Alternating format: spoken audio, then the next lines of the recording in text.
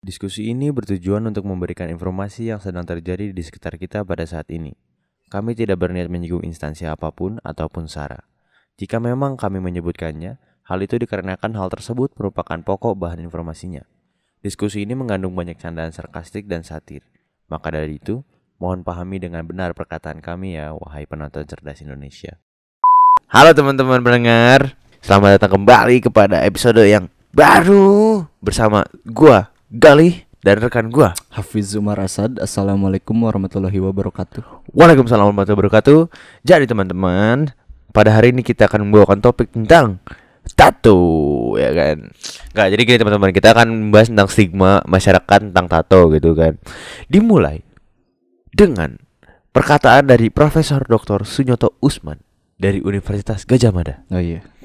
Jadi beliau tuh mengungkapkan kalau adanya pergeseran makna tentang tato. Jadi kan tato tuh dulunya sakral gitu kan, kayak buat budaya dan seperti suku Dayak gitu kan. Nah tapi sekarang tuh berubah menjadi kayak sekedar simbol kekerasan, kekuasaan gitu kan. Jadi kayak malah bukan budaya lagi gitu. Jadi yang mau gue bahas di sini pertamanya dari poin yang ini adalah yang awalnya dulu tuh kayak tato kan sakral banget, gak semua orang bisa ditato. Contohnya gitu kan, di dalam suku-suku tertentu yang ada budaya ditato, itu tuh di setiap suku yang bisa ditato aja gitu kan, yang ada budaya natonya juga, gak semuanya boleh ditato. Nah, pergeseran maknanya gitu kan, karena ini cuy, kejadian 98 kejadian zaman dulu juga ngaruh kan. Oh iya. Tato adalah kriminal. Iya. Tato. Waktu zaman Orde Baru deh. Iya betul. Bapak Soeharto deh. Siapa? Gak kenal, gue gak tahu gue. Bapak presiden gitu. Bapak Ivan Gunawan. Wow. Apa pula Ivan Gunawan anjing? Ya memang betul sih, kebanyakan pandangan masyarakat sekarang tuh memandang tato sebagai simbol kekerasan ya. Pendapat pribadi lah dari para penonton juga. Ketika kalian melihat orang bisa dikatakan garang ya, kita sebut aja garang, mukanya garang dan lain sebagainya, bertato, mempunyai otot yang gede-gede gitu dan botak. Wah, kenapa tuh? Dan mamas. Tapi kalau orang-orang yang kayak gitu ditambah dengan tato-tato yang kita sebut style yakuza misalnya, style yakuza yang dragon gitu ya. Dragon. Boleh enggak itu aja? Yang Dragon Indosiar misalnya. Waduh. Pasti ketakutan kalian dan ketakutan orang masyarakat Indonesia juga meningkat kan. Dulu bercanda dulu, gue juga bercanda. Orang-orang ditato. Pulau Siberut bagian barat menjadi kampung tato terakhir di Kepulauan Mentawai. Sejak 1954, pemerintah Indonesia melarang arat sabulungan. Arat sabulungan adalah agama yang berada di pulau ini ya. Oh, jadi agama asli gitu? Iya, agama asli.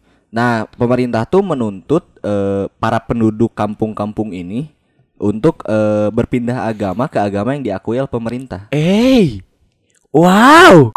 Emang pindah ke agama tuh semudah membalikan tangan. Mau Islam nggak mau ya. Gitu. Walaupun tinggal ngucap syahadat ya, ataupun tinggal dicelupin ke air. Wahai berenang. Gak sampai berenang juga. Celupin doang. Iya. Celupin doang. Peace. Celupin kalau celupin tinggalin, dilupain. Ya emang sangat disayangkan lah. Ini kan masuknya tatonya tuh bukan tato perjuangan yang kayak yakuza gitu. Iya, bukan tato kayak komplotan gua geng apa, bukan itu adat anjing. Itu adat anjing, tato adat. Mau gak mau mana harus bisa menghormati mereka dong. Jangan sampai datang kamu gak boleh tato pindah agama. Gak gitu cara mainnya kan. Memang orang zaman dulu belum open minded memang. Ya kan, masih keras konservatif memang. Nah, tadi kan udah dari Profesor Dr. Sunyoto tuh yang udah bilang kalau misalkan tato udah berpindah dari budaya menjadi suatu hal kekerasan gitu kan. Kenapa sih tato bisa berubah gitu kan? Pasti akan ada pertanyaan seperti itu kan. Jadi pada tahun 1983 maksud gua sampai 1984, lu setahun doang anjing. Nah, iya jorok banget lagi lu. Pada tahun 1983 sampai 1984, masyarakat tuh lagi di tengah kekhawatiran yang tinggi gitu akibat tindak kriminalitas yang lagi ngelonjak juga gitu kan. Nah, pemerintah tuh bertekad untuk menekan angka kriminalitas dengan cara menembaki orang-orang yang ditato. Tapi ada alasannya nggak kenapa orang ditato yang ditembak? Ada. Kenapa tuh? Orang yang ditato ini kita sebut preman gitu kalau bahasa zaman sekarang. Dulu tuh, nah tadi ditato itu untuk lambang-lambang geng, lambang-lambang suatu instansi underground mereka lah gitu kan. Mereka menggunakan identitas ditato untuk menggunakan tato sebagai identitas mereka sebagai kriminal dan melakukan tindak kejahatan. Itu kalau kalau pendapat gua dan menurut faktanya juga itu tuh untuk kayak mengintimidasi kan tadi. Oh. Jadi kayak biar kayak, wih tatoan orangnya serem pasti kriminal. Nah itulah karena banyak orang yang ditato untuk mengintimidasi dan melakukan tindakan kriminalitas, makanya tato jadi jelek. Nah pemerintah pada tahun itu udah menganggap secara rata gitu ya kalau tato adalah indikator kriminalitas begitu dan penonton. Nah penggunaan tato seperti yang dilakukan oleh para preman yang melakukan tindakan kriminalitas menjadikan makna tato yang semula sakral berubah menjadi tadi pergeseran makna kan yang betul. Yang gue bilang. Iya, jadi kayaknya kita ngebahas itu dong terputar banget ya, bahasa gue belibet banget ini anjing. Sorry abis ngelem sob. Gue tuh pengen nanya sama lu, apa sih pandangan agama, lu kan agama Islam ya, apa sih pandangan agama Islam terhadap si pertatoan ini? Tapi ya dari yang saya baca kayak gini, di agama Islam memang betul-betul sangat dilarang ya penatoan tubuh tuh. Karena itu kan kembali lagi pertama merubah ciptaan Tuhan. Yang notabene-nya ciptaan Tuhan kan udah maha sempurna ya. Manusia tuh udah maha sempurna kan. Dan itu juga menyakiti tubuh sendiri. Itu tuh sangat dilarang di Islam tuh, menyakiti tubuh sendiri. Kecuali mana nato yosan kan gak sakit. Ditempel pakai air. Yosan gak sakit dan masih bisa dihapus. Itu mungkin boleh, itu mungkin boleh. Dan mungkin penonton ada yang bertanya, lah saya udah ditato berarti gak boleh masuk Islam dong? Boleh. boleh. Gak gitu juga ya ini boleh, tetap boleh masuk. Gimana? Yang bertato pun tetap boleh beribadah, tetap boleh sholat, tetap boleh wudhu dan lain sebagainya. Kan mungkin ada yang berpikiran kalau udah ditato wudhunya nggak sah dong karena kulitnya udah ketutupin sama tinta kan. Tetap boleh sebenarnya. Cuman di note nih, ketika kalian udah kagok bertato dan mau balik lagi ke Islam, konversi lagi ke Islam, sholat lagi, jangan sampai sholat kalian belang betong lagi gitu. udah bertobat lah gitu. Iya, tobatnya harus tobat yang benar-benar tobat. Gitu. Udah. Berarti ibaratnya gini juga ya, kalau misalkan gue Islam gitu, terus gue jauh dari agama, terus gue ditato nih kan, terus kayak gue pengen tobat gitu, terus kayak boleh nggak sih kayak misalkan gue udah tobat gitu, boleh nggak gue kayak lagi namanya tobat lagi ya, tapi padahal gue udah tobat gitu. Nggak boleh. Jadi kalau misalkan udah tobat itu namanya nggak tobat. Kalau mau nato lagi ya kan siapa tahu ada celah dikit gitu kan, bisa gue goyangin gitu. Di Indonesia tuh banyak tokoh-tokoh yang muncul di TV bahkan di pemerintahan tapi itu bertato. Salah satunya adalah Ibu Susi Pujiastuti. Wah, siapa tuh? Wih, siapa tuh lebih saya nanya. Jadi Pujiastuti itu adalah dulunya mantan Kementerian Kelautan Indonesia. Oh, Bu Susi yang itu. Wih, gila. Keren guru SMA. Wow, gimmick sekali. Guru SMA. Kan guru SMA juga pemerintahan. Wah, PNS. Betul. SMA mana emang habis? Aduh. Pada akhirnya tato itu nggak akan berpengaruh tuh pada kinerja. Sekarang gini loh, kalau Stephen Hawking ditato, apakah otaknya makin bodoh? Kan enggak. dia tetap pinter ya. Apakah Stephen Hawking ditato akan menjadi normal? Tidak, di kursi roda.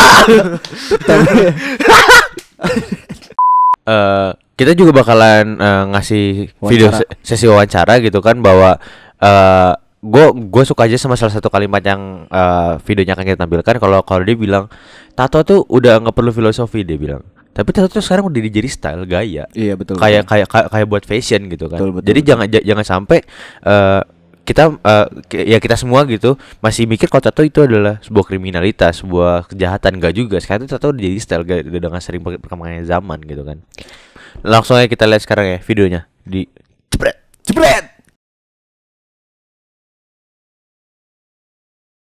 Gue sejak umur 18 tahun. Awal banget bikin tato. SMA lah ya. Nggak lulus gua SMA. Enak lu ngejek lu. Iya. Iya, 18 tahun lah. Kalau di tato gua pertama kali tato tuh tahun 2019 akhir, bulan November atau Desember gua lupa. Itu hadiah ulang tahun gua. Dari teman gua. Terus ya udah ditato yang rose. Nih, tato pertama gua. Setelah itu gue belajar mentato dan gue mentato ke diri sendiri juga. Itu di tahun 2020 awal.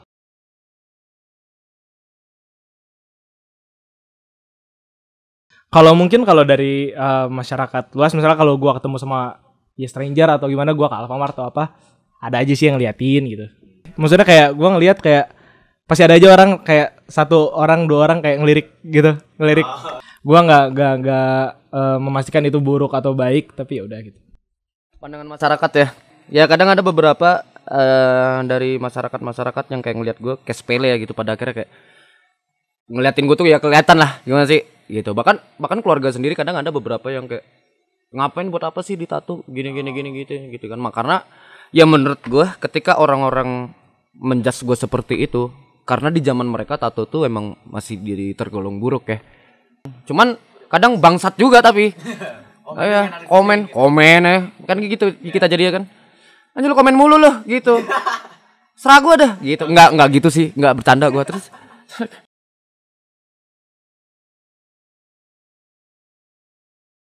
Yang mau dilawan apa? Itu yang pengen gue tanya itu doang. Yang mau dilawan apa? Di zaman yang sebebas ini ya. Jangan sebebas ini. Kecuali kok di zaman yang begitu dulu ya, di zaman Soeharto misal. Iya memang tato tuh sebuah perlawanan. Rambut gondrong, tatoan. Jelas yang dilawan apa? Sekarang apa yang mau dilawan? Gak ada. Gue suka sebel tau kadang sama orang-orang kayak gitu. Udah bilang aja sih gaya. Lo kenapa ditato? Ya gue suka karena style, gaya hidup. Karena menurut gue gitu. Apa yang lo lawan? Gak ada. Orang tua lo ngelawan orang tua gak baik lo. Ngelawan orang tua dosa. Gak, jangan. Masa lo ngelawan orang tua lo sih dengan tato? Ngapain? Perlawanan terhadap orang tua mungkin ya. Masih ya.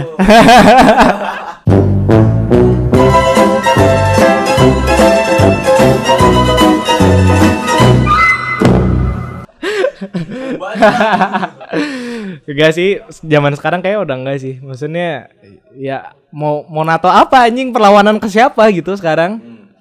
Ya selain itu, selain membanggakan ke orang tua ya, enggak ada lagi gitu sekarang, apa lagi gitu. Kalau menurut gua.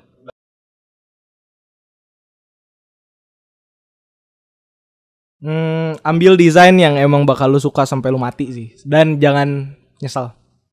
Soalnya gini, bayangin lu salah, oke, lu suka sama satu misalnya karakter dari Adventure Time gitu. Lu suka nih sekarang nih, lu nato lah Adventure Time gitu. Tapi apakah lu di umur 50 tahun gak bakal malu dengan tato itu gitu? Ngerti gak sih? Kayak lu cari tato yang emang lu ada hati di situ, lu kayak sama kayak pacar lah. Sama kayak pacar, sama kayak lu nyari jodoh gitu. Kayak lu anjing gua kehatian nih nato ini gitu, nato desain ini. Ya udah itu bakal ada di tubuh lu seumur hidup. Jadi ya pastiin itu nggak bakal lu nyeselin. Mikir-mikir lagi sih. Buat orang-orang yang mau tatoan, lu pikir-pikir dulu ya sebelum mau tatoan. Salah satunya ya balik lagi gitu. Rasa penyesalan ketika tatoan tuh nggak enak men. Nggak bisa dihilangin. Lu mau ngilangin itu lu harus pakai laser yang biayanya mahal. Kalau misalnya mau dihitung-hitung gue udah berapa juta. Yang dimana gue sebenarnya bisa beli gitar. Gue bisa beli alat recording. Di situ letak penyesalan juga sebenarnya. Gitu loh. Ketika lu punya duit 300.000 misal, lu pikir-pikir deh. Buat apa nih ntar? Kalau menurut gue, gak menunjang masa depan yang bisa jangka panjang aja. Kalau dulu gue di umur 20 sampai 25 atau 24, bikin aja. Gue akan menyarankan itu ya. Gitu loh. Ya ketika umur naik terus, pola pikir udah mulai berubah lah gitu kan, udah mulai kalem ya. Pada akhirnya ketika ada orang yang nanya gitu ke gue gitu, pengen ditato gini-gini, gue selalu bilang lu mending pikir-pikir dulu lah. Pikir-pikir dulu, jangan langsung langsung tato, jangan. Jadi mungkin kalau ada pengalaman